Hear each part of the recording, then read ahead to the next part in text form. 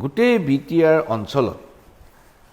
যিবিলাক মানুহ ইউপিপিএলৰ সদস্য নহয় অথবা সিম্পেথাইজাৰ নহয় তেওঁলোকে চৰকাৰী কোনো আঁচনিৰ খা সুবিধা নাপায় আৰু এই অভিযোগটো প্ৰায়ে মই শুনি থাকো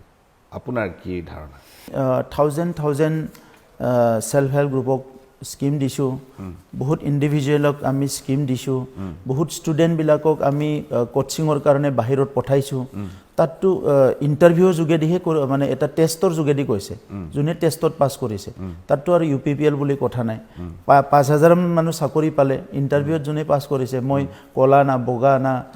নৰেশ্বৰ না হৰেশ্বৰ মই একো চোৱা নাই ইটো বডলেণ্ড ইউনিভাৰ্চিটিয়ে কৰি দিছে বাছনিটো সো এই কাৰণে তেনেকা অভিযোগ বিলাক বেসলেছ নৰমালি ক'বলৈ ভাল পায় মানুহবিলাকে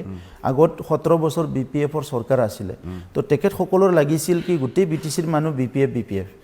এতিয়া আমাৰ চৰকাৰ আহিল সো এতিয়া কনফিউজ হৈ গল মানে ই বিপিএফ না ইউপিপিএল আসলতে মানুহখিনিটো ভোট দিবই দিব হয় আগতে বিপিএফক দিছিল এতিয়া আমাক দিছে পিছত হয়তো আমি বেয়া কাম কৰিলে বেলেগক দিব গতিকে নৰমালি তেনেকুৱা আমাৰ দলীয় পলিসি তেনেকুৱা একো নাই আৰু মই বৰঞ্চ ডে 1 ৰ পৰা চেষ্টা কৰিছো ইভেন মোৰ কনস্টিটুৱেন্সিত যে আমি যেতিয়া এতিয়া সৰকাৰ চলাই আছো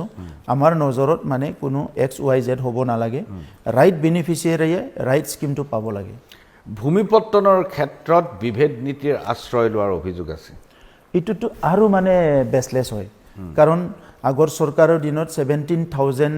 ফ্যামিলি 15000 মান ফ্যামিলিৰ হে 17 ইয়াৰ্সত ইহতে প্ৰবলেমটো এড্ৰেছ কৰিছিলে আমি 1,06,000 এড্ৰেছ কৰিলো আৰু এতিয়া অনলাইন